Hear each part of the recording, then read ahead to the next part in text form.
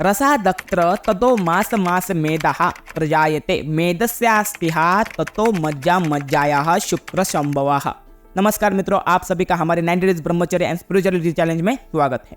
महर्षि सुश्रुत द्वारा रचित सुश्रुत संहिता के इस श्लोक के अनुसार भोजन का पाचन होने पर सर्वप्रथम रस बनता है, उसके बाद क्रमशः रक्त, मांस, मेद, अस्थि और अंत में शुक्र या वीर धातु बनता है। इस पूरी प्रक्रिया में 64 दिनों का समय लगता है। सुश्रुत संहिता के अनुसार रक्त की 100 बूंदों से एक वीर्य का निर्माण होता है। मानव जीवन में ब्रह्मचर्य का पालन करना अत्यंत आवश्यक है। वैदिक काल में 13 से 25 वर्ष की उम्र में व्यक्ति को गुरुकुल में ही ब्रह्मचर्य का पालन करना सिखाया जाता था। इस कारण उनकी बौद्धिक और शारीरिक शक्ति अधिक होती थी। अथर्ववेद में ब्रह्मचर्य को उत्कृष्ट व्रत की संज्ञा दी गई है। दोस्तों, अभी जानते हैं इस ही को साइंटिफिक तरीके से समझने का प्रयास करते हैं।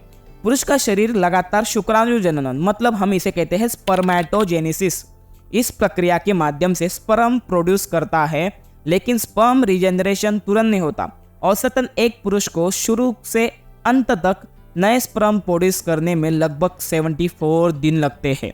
लेकिन इसका मतलब ये नहीं है कि वो किसी एक महिला को कंसीव करने, मतलब किसी फैमिली, एक कपल्स को कंसीव करने में 3 महीने एक पुरुष को रुकना पड़ेगा, इसका इंतजार करना होगा।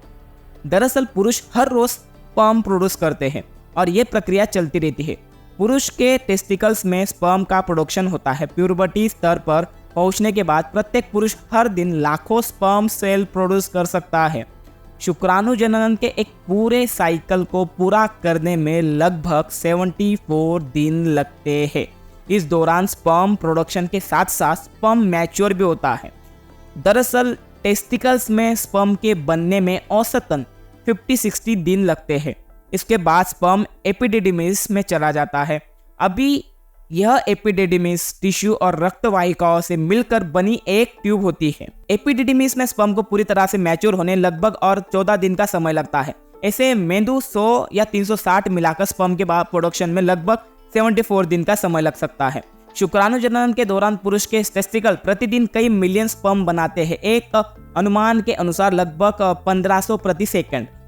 स्पर्म प्रोडक्शन के एक पूरे साइकिल में शुरुआत से लेकर अंत तक लगभग 8 अरब स्पर्म को पुरुष फिर से प्रोड्यूस कर सकते हैं।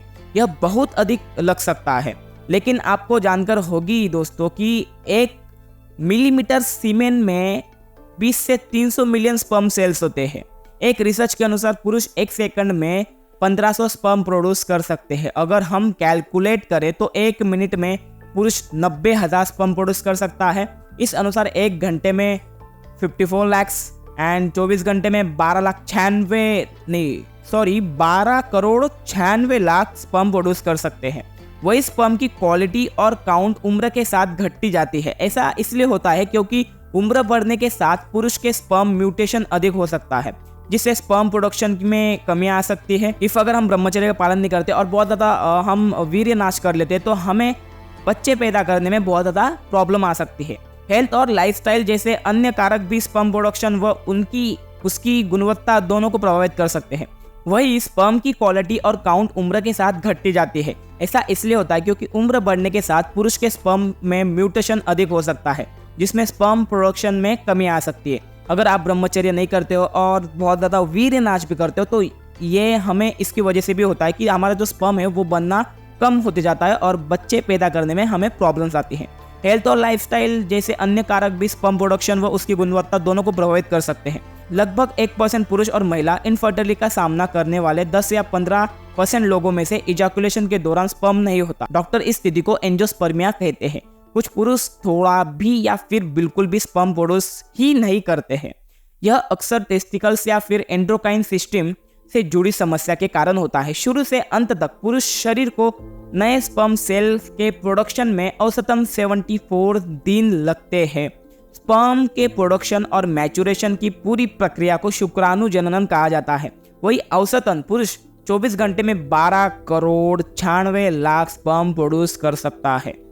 अगर कोई पुरुष द्वारा इजैकुलेट नहीं किया जाता है तो बॉडी स्पर्म को अपने अंदर ही एब्जॉर्ब करना शुरू कर देती है अगर कोई व्यक्ति उस स्पर्म को इजैकुलेट नहीं करता है। लेकिन पुरुष के शरीर से बाहर आने पर स्पर्म कुछ ही मिनटों में मर जाता है। स्पर्म की क्वालिटी और स्पर्म काउंट व्यक्ति के डाइट और लाइफस्टाइल को प्रभावित करता है बहुत ज़्यादा, और उससे वो प्रभावित होता है। ऐसे में स्पर्म को हेल्दी रखने के लिए अच्छा खाए, एक्टिव रहे और अनहेल्दी चीज़ों से बचे। मेडिटेशन, प्राणायाम, एक्सरसाइज, इन चीज़ों से हमारे स्पर्म काउंट बढ़ते हैं एंड ब्रह्मचर्य पालन से भी वो स्पर्म काउंट बढ़ते हैं। अगर आप इजैकुलेशन नहीं करते हो स्पर्म को, तो आपके अंदर स्पर्म एब्जॉर्ब होना स्टार्ट हो जाता है। हमारे जैसे ही मनुष्य, हम उस शक्ति से हम निर्माण कर सकते हैं, तो वो शक्ति कितनी ज़्यादा पावरफुल होगी। इसलिए ब्रह्मचर्य पालन को बहुत ज़्यादा महत्व दिया गया है हमारे सनातन धर्म में। हमारे एशियन टेक्स्ट में भी ब्रह्मचर्य पालन को बहुत ज़्यादा भर दिया गया है, क्योंकि वो शक्ति अद्भुत है दोस्त। तो इस वीडियो में इतना ही रहने वाला है दोस्तों। मिलते हैं हमारे अगले वीडियो में। अगर आप हमारे चैनल पर नए हैं तो हमारे चैनल को सब्सक्राइब कर बेल आइकन को जरूर ऑन करें। मिलते हैं नेक्स्ट वीडियो में। हरि ओम तत्सत।